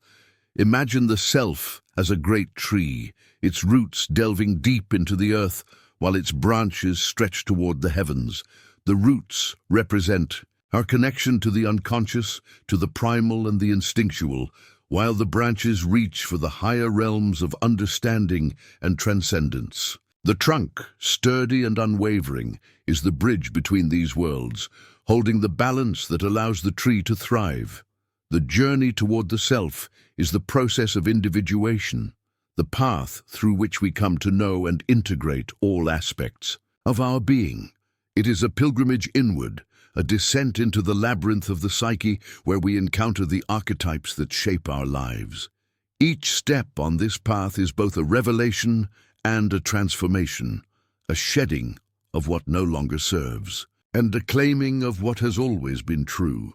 As we walk this path, we are called to confront the paradoxes of existence. The self is both the goal and the journey, both the source and the destination. It is the stillness at the center of the storm and the vast expanse of the sky. To know the self is to embrace these paradoxes, to find peace in the tension between opposites. The self is not static. It is a living, dynamic presence. It is the river that flows through the landscape of our lives, carving new paths while remaining ever the same. Like a mandala, it is both the eternal and the ephemeral, a reflection of the infinite in the finite. To align with the self is to step into this flow, to move with the rhythm of life rather than against it. In the process of individuation, we begin to see life itself as a mandala, a sacred pattern where every part reflects the whole. Each experience, each relationship, each challenge we face is a piece of this design, contributing to the greater harmony of our existence. The mandala reminds us that nothing is separate, that every thread is woven into the fabric of the whole. To glimpse the self is to catch a vision of this harmony, to see oneself not as an isolated fragment, but as an integral part of a larger unity. It is to understand that we are both the drop and the ocean, both the individual and the universal. This realization is not an escape from life, but a deeper engagement with it, a recognition of the sacred in the everyday. The self is also the source of our connection to the cosmos, the point where our individual existence touches the infinite. Just as the mandala reflects the structure of the universe, so does the self mirror the greater order of existence. In this connection, we find a sense of belonging, a knowing that we are part of something vast and eternal. Yet the journey to the self is not without its challenges. It requires us to face the unknown, to venture into the darkness of the unconscious, where our fears and insecurities reside. It demands courage and humility, a willingness to let go of the illusions of the ego and to embrace the wholeness of who we are. The self calls us to authenticity, to live in alignment with our deepest truths. This is not a state we achieve once and for all, but an ongoing process, a continual unfolding of our potential. To live from the self is to live with intention and integrity, to create a life that reflects the beauty and complexity of the mandala. Within, in the end, the self is not something we find, but something we become. It is the realization of our inherent wholeness, the embodiment of the sacred within us. To know the self is to know that we are both the artist and the art, both the center and the circumference of our own lives. It is to see the world as a mandala, where every moment is a reflection of the infinite, and every part is essential to the whole. The story of transformation is not one of linear progression, but of endless cycles, each turn of the wheel bringing us back to a deeper truth. Life, like the seasons, moves in rhythms, birth and death, growth and decay, ascent and descent, all spinning in a sacred dance that knows no final destination. This is the eternal return, the wisdom that every end is but a new beginning, and every beginning carries within it the seeds of an eventual end. The eternal return is not a curse but a blessing, for it teaches us that life's meaning is not in its permanence, but in its unfolding. Imagine the ocean tides, rising and falling with the pull of the moon. They do not resist their ebb and flow, they embrace it, knowing that each retreat prepares the way for the next advance. So, too, must we move with life's rhythms, surrendering to its currents, while remaining grounded in our inner truth. In this cyclical journey, we learn that power is not found in control, but in harmony. Control seeks to freeze the moment, to defy the natural order and impose permanence where none exists. Harmony, on the other hand, flows with life's changes, finding strength in flexibility and wisdom in acceptance. To live in harmony is to understand that we are not separate from the dance of existence, but an integral part of it, each step contributing to the greater choreography. The eternal return invites us to embrace paradox, for it is in paradox that we find the deepest truths. Just as the caterpillar's death within the chrysalis is the butterfly's birth, so too are our endings and beginnings intertwined. Every loss carries within it the potential for renewal, and every achievement holds the seeds of its eventual transformation. To resist this truth is to suffer. To embrace it is to find peace. Consider the cycles of nature. The sun rises and sets, the moon waxes and wanes. The seasons follow one another in endless succession. These rhythms are not random, but essential, each one playing its part in the symphony of life. The same is true within us. And our inner seasons, times of growth and rest, joy and sorrow, clarity and confusion, are not obstacles, but opportunities to align with the greater flow of existence. In the eternal return, we find the courage to let go of what no longer serves us. Like leaves falling in autumn, we release the attachments and identities that have outlived their purpose, trusting that new growth will come in its time. This is not an act of resignation, but of faith, a recognition that life's wisdom far exceeds our limited understanding. To embrace the eternal return is also to accept the inevitability of uncertainty. The path of transformation is not a straight line, but a spiral, each turn bringing us closer to the center of our being. Along the way, we encounter the unknown, the mysteries that defy our need for certainty. Yet it is in these moments of not knowing that we are most alive, for they call us to trust in the unfolding of life, to dance with its rhythms rather than fight against them. The eternal return reminds us that every moment is both an arrival and a departure. Just as the horizon shifts with each step we take, so too does our understanding deepen with each cycle of growth and renewal. The journey never truly ends, for there is always more to discover, more to integrate, more to become. Yet this is not a burden, but a gift, for it means that life is always offering us new beginnings, new chances to align with our truest selves. In the cycles of transformation, we are not alone. The archetypes, those universal patterns that guide our inner journey, are always present, offering their wisdom and support. The hero, the sage, the nurturer, the trickster, all walk with us, reminding us that we are part of a greater story, one that transcends our individual lives. In their presence, we find the strength to face our fears, the insight to navigate our challenges, and the inspiration to continue our journey. As we embrace the eternal return, we come to see that life's beauty lies not in its permanence, but in its impermanence. Like a symphony that builds and resolves, each moment is fleeting yet essential, contributing to the greater harmony of the whole. To live fully is not to cling to what is, but to celebrate what was and welcome what will be, knowing that each moment is a part of the eternal dance. The eternal return teaches us to let go of the illusion of finality. There is no point at which we can say, "I have arrived," for the journey is always ongoing. Yet within this endless movement, there is a profound stillness, a center that remains constant even as the wheel turns. This is the self, the axis around which all else revolves, the source of our inner harmony and our connection to the cosmos. To align with the eternal return is to find freedom. Not the freedom to escape life's cycles, but the freedom to embrace them fully.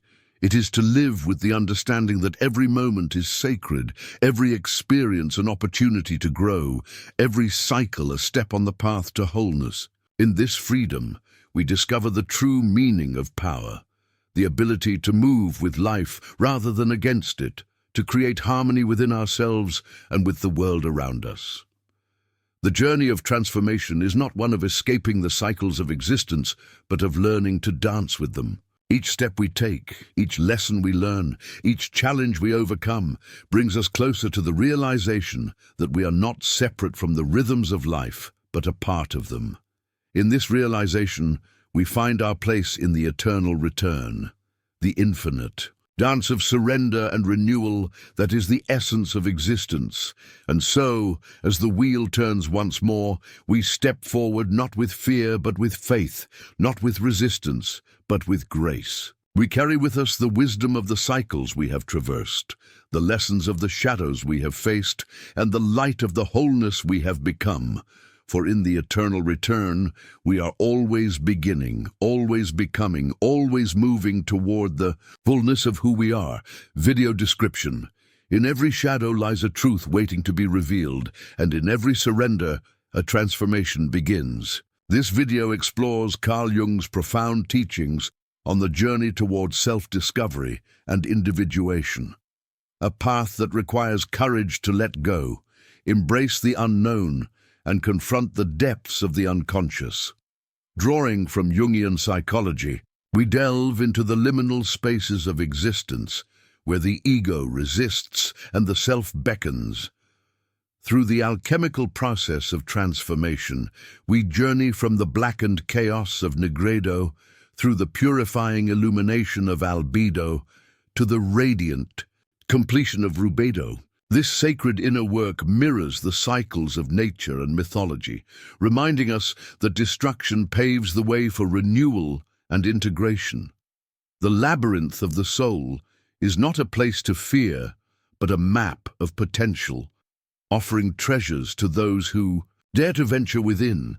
As you navigate the complexities of persona and shadow, control and surrender, may you find not only the courage to face your fears, but also the wisdom to embrace your wholeness. This is not merely a journey, it is a homecoming to the self. What aspects of Jungian thought resonate most with your journey? Share your insights or experiences in the comments below. Your voice could inspire someone else on their path. Let's continue this exploration together. Hashtags: Carl Jung, a Jungian psychology, shadow work, individuation, self-discovery, depth psychology, inner transformation, alchemy of soul, Jungian archetypes, path to wholeness.